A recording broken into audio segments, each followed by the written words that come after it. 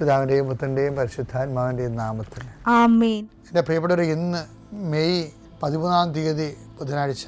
അമ്മേ പരിശുദ്ധ അമ്മേ, അമ്മേ പരിശുദ്ധമേ, ദൈവമാതാവേ, കൃപാസനത്തിലൂടെ ഞങ്ങൾക്കും ഞങ്ങളുടെ ദേശത്തിനും അമ്മ മധ്യസ്ഥം തേടി തന്ന എല്ലാ അനുഗ്രഹങ്ങൾക്കും കൃപകൾക്കും ഞങ്ങളിപ്പോൾ ഹൃദയം നിറഞ്ഞ നന്ദി പറയുന്നു.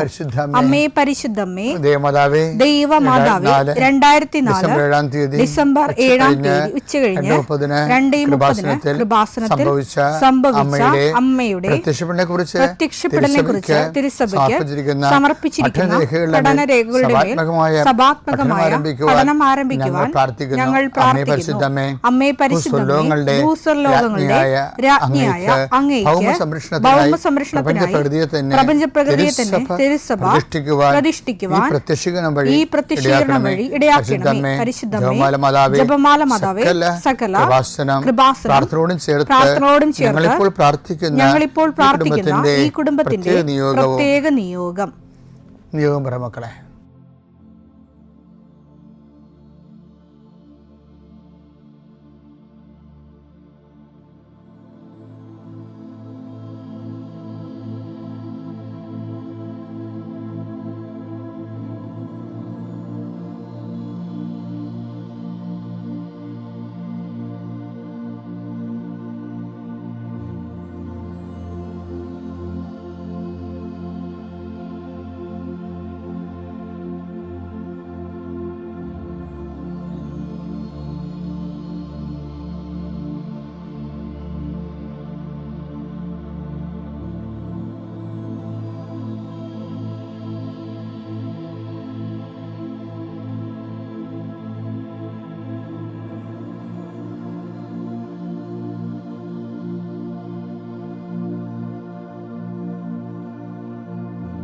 അമ്മയുടെ പ്രത്യക്ഷീകരണത്തിന്റെ ഈ അനുഗ്രഹവേളയിൽ ഞങ്ങൾക്ക് സാധിച്ചു തരുവാൻ കനിയണമേ. ആമേൻ. വിശ്വാസ പ്രമാണം.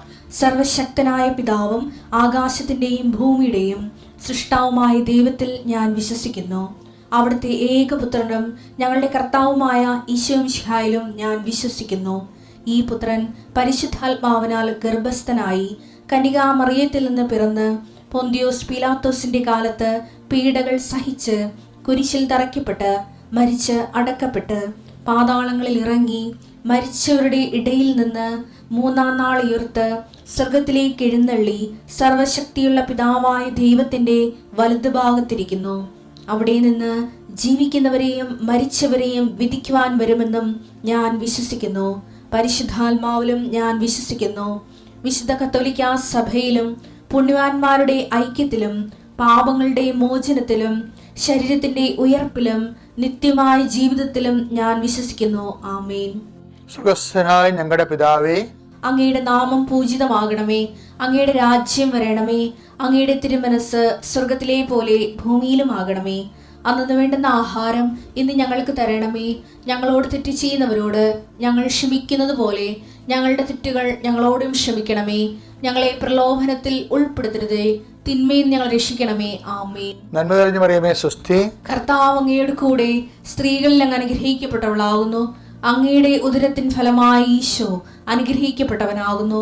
പരിശുദ്ധ മറിയമേ, തമ്പുരാന്റെ അമ്മേ, പാപികളായ ഞങ്ങൾക്ക് വേണ്ടി ഇപ്പോഴും ഞങ്ങളുടെ മരണസമയത്തും തമ്പുരാനോട് അപേക്ഷിക്കണമേ. ആമേൻ.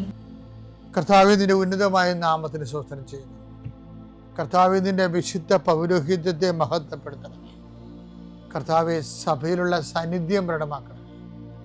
40 വർഷം ഞാൻ അർപ്പിച്ച കൃപാനയുടെ യോഗ്യതയാൽ കൃപാസ്ഥാനത്താറെ ജീവനോടെ പ്രത്യക്ഷപ്പെട്ട പരിശുദ്ധ അമ്മയുടെ മാധ്യസ്ഥത്തിൽ ഞാൻ മക്കളെ ആശീർവദിക്കുന്നു. ഞങ്ങൾ ചില പ്രോജക്റ്റുകൾക്ക് വേണ്ടിയും ചില പോംവഴികൾക്ക് വേണ്ടിയും ജീവിതത്തിലെ ചില പ്രയാസങ്ങൾ, സാമ്പത്തിക വിഷയങ്ങളായാലും മറ്റു വിഷയങ്ങളായാലും മാറുന്നതിന് വേണ്ടി സംസാരിക്കാൻ പോകുന്ന വ്യക്തികളിൽ, നിങ്ങൾ സംസാരിക്കാൻ പോകുന്ന വ്യക്തികളിൽ ഇന്ന് പരിശുദ്ധാത്മ നിറയട്ടെ. സുന്ദരി മാതാവ് സമയത്തിനധികമായ പരിശുദ്ധാത്മ കൃപാസന മാതാവ് ഇന്ന് നിങ്ങളുടെ കൂടെ യാത്രയാവുകയും നിങ്ങളുടെ കൂടെ വരികയും ചെയ്യട്ടെ. നിങ്ങൾക്ക് സംസാരിച്ച് ഒതുക്കാൻ പറ്റാത്ത വിഷയങ്ങൾ, നിങ്ങൾ സംസാരിച്ച ശരിയാകത്തില്ലെന്ന് തോന്നുന്ന സ്ഥലങ്ങളിൽ കർത്താവ് തന്നെ മറുപക്ഷത്ത് നിന്നുകൊണ്ട് നിങ്ങൾക്ക് അനുകൂലമായ ഒരു സാഹചര്യം ഉണ്ടാക്കിത്തരാൻ കർത്താവിൻ്റെ നാമത്തിൽ ഞാൻ നിങ്ങളെ ആശീർവദിക്കുന്നു. കർത്താവേ, കുടുംബം വന്ന് പെട്ടിരിക്കുന്ന വഴികൾ, ഒരു തീരുമാനം എടുക്കാൻ പറ്റാത്തവർ, പല വിഷയങ്ങളെക്കുറിച്ചും ഏത് ജോലിക്ക് പോകണം, ഏത് നാട്ടിൽ പോകണം, ഏത് രാജ്യത്ത് പോകണമെന്ന് അറിയാൻ പാടില്ലാതെ വിഷമിക്കുന്നവർ, എന്ത് പഠിക്കണമെന്ന് അറിയാൻ പാടില്ലാതെ വിഷമിക്കുന്നവർ, ഒരു തീരുമാനം എടുക്കാൻ പറ്റാത്തവർ, അവർക്ക് പരിശുദ്ധാത്മാവ് പ്രവർത്തിച്ചുകൊണ്ട് അവർക്ക് പുതിയ തീരുമാനം എടുക്കാൻ കർത്താവ് നിങ്ങളെ സഹായിക്കട്ടെ. എൻ്റെ കർത്താവിൻ്റെ ഉന്നതമായ നാമത്തിൽ സഭയുടെ അധികാരത്തിൽ കുരിശിൻ്റെ അടയാളത്തിൽ ദൈവശക്തിയാൽ രോഗപീഠകൾ, വേദന രോഗങ്ങൾ, മറ്റ് വ്യക്തികളുമായിട്ടുള്ള വഴക്കുകൾ, കേസുകൾ, കോടതി കേസുകൾ, പോലീസ് കേസുകൾ, ഇൻ്റർവ്യൂകൾ, ടെസ്റ്റുകൾ, പരീക്ഷാ ഫലങ്ങൾ നിങ്ങൾക്ക് അനുകൂലമായിരിക്കാൻ പരിശുദ്ധ മാതാവിൻ്റെ മധ്യസ്ഥലെ ഞാൻ നിങ്ങളെ യേശുനാമത്തെ ആശീർവദിക്കുന്നു. പിതാപുത്രൻ പരിശുദ്ധാത്മാശ്വരത്തിൽ നയിക്കുവാവേ. നമ്മൾ ഇന്ന് ചിന്തിക്കാൻ പോകുന്നത് അടിമനസ്സിലെ അവിശ്വാസം എന്നുള്ള. അടിമനസ്സിലെ അവിശ്വാസം എന്ന് പറയുമ്പോൾ ഇപ്പോൾ ഞാൻ ഈ ദിവസങ്ങളിൽ കൈകാര്യം ചെയ്തിരിക്കുന്ന രശ്മി തോമസിൻ്റെ സാക്ഷ്യങ്ങളിൽ ഒരു കാര്യം അടിമനസ്സിലെ അവിശ്വാസമാണ്. ഇവർക്ക് 27 വർഷമായിട്ടുള്ള നടുവിന് രോഗമാണ്, ഭയങ്കര വേദനയാണ്, അവർക്ക് പള്ളിയിൽ പോകാൻ പോലും പ്രയാസമാണ്. പക്ഷേ അവർ രാത്രി ഈ വേദനയ്ക്ക് എങ്ങനെയെങ്കിലും ആശുപത്രിയിൽ പോയാൽ മതി എന്ന് വിചാരിച്ചുകൊണ്ട് അവർക്ക് ഇഴഞ്ഞാണ് അവർ വാഷ്റൂമിൽ പോണത്, തിരിച്ചു വരുന്നത് ഇഴഞ്ഞ വരുന്നത്. അപ്പോൾ അവർ സൈക്കിളിൻ്റെ ഭർത്താവിനെ വിളിക്കും, ഇതൊക്കെ എങ്ങനെയാണ് ആശുപത്രിയിൽ പോകണമെന്ന് പറയും. അയാൾ വരുമ്പോൾ താമസിച്ച് പോകും, അത് 11 മണിയാവും. അപ്പോൾ അദ്ദേഹം പറയും നമുക്ക് പോയാലോ എന്ന് പറയുമ്പോൾ അവിടെ പറയും ഇനിയിപ്പോൾ ഡോക്ടർമാരൊന്നും നല്ല ഡോക്ടർമാരൊന്നും കാണത്തില്ല, രാവിലെ പോകാം. അപ്പോൾ അവർക്ക് ബോധം വന്നത് എൻ്റെ കുഞ്ഞുങ്ങളെല്ലാം ഉടമ്പടി തൈലം തേച്ചാണ് അവരുടെ രോഗങ്ങളിൽ നിന്നെല്ലാം അവർ മോചിതരാകണത്. കുട്ടികളും പോയി സ്വന്തമായിട്ട് ഉടമ്പടി എടുത്തിട്ടുണ്ട്. അപ്പോൾ ഇനി എന്തുകൊണ്ടാണ് എനിക്ക് ഉടമ്പടി തൈലം തേക്കാൻ പറ്റാത്തത്? അറിയാമല്ല, ഉടമ്പടി തൈലം എന്ന് പറയുമ്പോൾ ഒരു മരുന്നൊന്നും അല്ലത്, അതൊരു വിശ്വാസ പ്രയോഗമാണ്. എന്ന് വെച്ച് കഴിഞ്ഞാൽ നമ്മൾ ഇപ്പോൾ യേശു കർത്താവാണെന്ന് അത്തരം കൊണ്ട് ഏറ്റുപറയുകയും ദൈവം അവന് മരിച്ചെന്ന് ഉയർപ്പിക്കുകയും ചെയ്യുന്ന ഹൃദയത്തിൽ വിശ്വസിക്കുകയും ചെയ്യുമ്പോഴല്ലേ നമ്മൾ ക്രിസ്തുവിനെ രക്ഷ പ്രാപിക്കണത്. അപ്പോൾ അത് അത്തരം കൊണ്ട് ഏറ്റുപറയുന്ന പോലെ തന്നെ യേശു കർത്താവാണെന്ന് അത്തരം കൊണ്ട് ഏറ്റുപറയും ദൈവനെ മരിച്ചെന്ന് ഉയർപ്പിക്കുന്ന ഹൃദയത്തിൽ വിശ്വസിക്കുകയും ചെയ്യുമ്പോൾ ആ വിശ്വസിക്കുന്നതിൻ്റെ ഭാഗമായിട്ടാണ് നമ്മൾ വിശ്വാസ പ്രയോഗം നടത്തും. വിശ്വാസ പ്രഖ്യാപനമുണ്ട്, വിശ്വാസം പ്രാർത്ഥനയുണ്ട്. വിശ്വാസം ദൈവസന്നിധിയിൽ പ്രകടിപ്പിക്കുമ്പോൾ അത് പ്രാർത്ഥനയാകും. വിശ്വാസം ജനങ്ങളുടെ മുമ്പിൽ പ്രകടിപ്പിക്കുമ്പോൾ അത് വിശ്വാസം പ്രഖ്യാപനമാകും. വിശ്വാസം ഒരു വ്യക്തിയിലോ ഒരു സാഹചര്യത്തിലോ പ്രയോഗിക്കുമ്പോൾ അത് വിശ്വാസ പ്രയോഗമാകും. ഉടമ്പടി തൈലമൊക്കെ യേശു കർത്താവാണെന്ന് അത്തരം കൊണ്ട് ഏറ്റുപറഞ്ഞ് ദൈവവനെ മരിച്ചെന്ന് ഉയർപ്പിച്ചെന്ന് ഹൃദയത്തിൽ വിശ്വസിക്കുന്നതിൻ്റെ ഭാഗമായിട്ട് തെറ്റാതെ വിശ്വാസ പ്രമാണം ചൊല്ലി കർത്താവെ നിങ്ങൾ കുടുംബങ്ങളിലേക്ക് പോകുവാൻ, അവിടെയുള്ള രോഗികളെ സുഖപ്പെടുത്തുവാൻ എന്ന് പറഞ്ഞ വിശ്വസിക്കുന്ന കൂടെ ഈ അടയാളം ഉണ്ടായിരിക്കും എന്ന് പറഞ്ഞില്ലേ?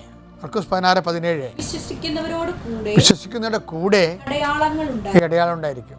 അവർ എന്റെ നാമത്തിൽ പിശാചുക്കളെ ബഹിഷ്കരിക്കും, പുതിയ ഭാഷകൾ സംസാരിക്കും, അവർ സർപ്പങ്ങളെ കയ്യിലെടുക്കും, മാരകമായ എന്ത് കുടിച്ചാലും അത് അവരെ ഉപദ്രവിക്കുകയില്ല, അവർ രോഗികൾ അതാണ് സംഭവം, അവർ രോഗികളുടെ മേൽ കൈവെക്കും, അവർ സുഖം പ്രാപിക്കും. വിശ്വസിക്കുന്നവർക്ക് കർത്താവ് നൽകുന്ന അടയാളത്തിൽ ഒന്നാണ് രോഗസൗഖ്യം.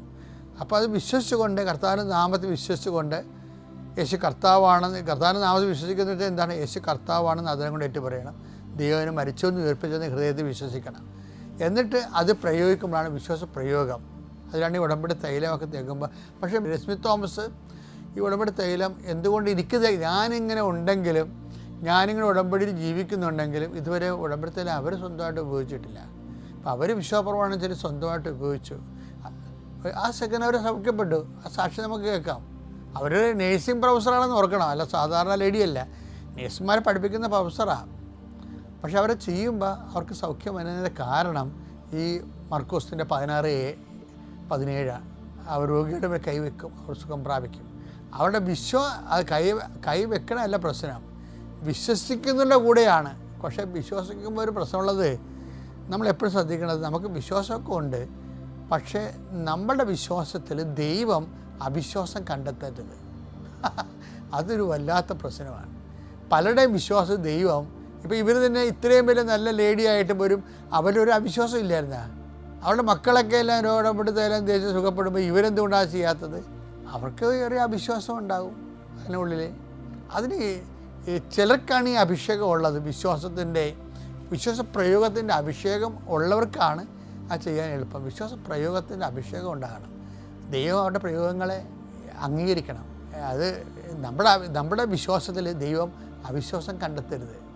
അതുകൊണ്ടാണ് ഈശോ ചോദിക്കുന്നത്, എങ്കിലും മനുഷ്യപുത്രൻ വരുമ്പോൾ വിശ്വാസം കണ്ടെത്തുന്നില്ലേ? ലുക്കാ 18:8. എങ്കിലും മനുഷ്യപുത്രൻ വരുമ്പോൾ ഭൂമിയിൽ വിശ്വാസം കണ്ടെത്തും. ഭൂമിയിൽ എന്ന് വെച്ച് കഴിഞ്ഞാൽ ഓസ്ട്രേലിയയിലും അമേരിക്കയിലൊന്നും അല്ല, മനുഷ്യൻ്റെ ഹൃദയത്തിലാണ് ഉദ്ദേശിക്കുന്നത്. ഭൂമിയിൽ വിശ്വാസം കണ്ടെത്തുമോ എന്ന് വെച്ചാൽ ഭൂമി വിശ്വാസത്തിനുള്ളിൽ അവിശ്വാസം ഉണ്ടാകും. അതിപ്പോഴും ഉണ്ടല്ല. നമ്മളെപ്പോഴും ശ്രദ്ധിക്കേണ്ടത് നമ്മുടെ വിശ്വാസത്തിൽ അവിശ്വാസം ഉണ്ടോ എന്ന് നോക്കണം. അത് നിരന്തര ശ്രദ്ധ നമുക്ക് ഉണ്ടാകണം. പിതാവിൻ്റെയും പുത്രൻ്റെയും പരിശുദ്ധാത്മാവിൻ്റെയും നാമത്തിൽ.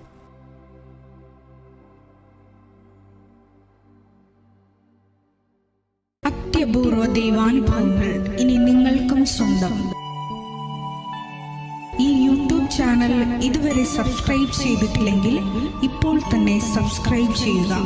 ഈ വീഡിയോ ഇപ്പോൾ തന്നെ നിങ്ങളുടെ സുഹൃത്തുക്കൾക്ക് ഷെയർ ചെയ്തുകൊണ്ട് കർത്താവിൻ്റെ പ്രേക്ഷിതരാകുക.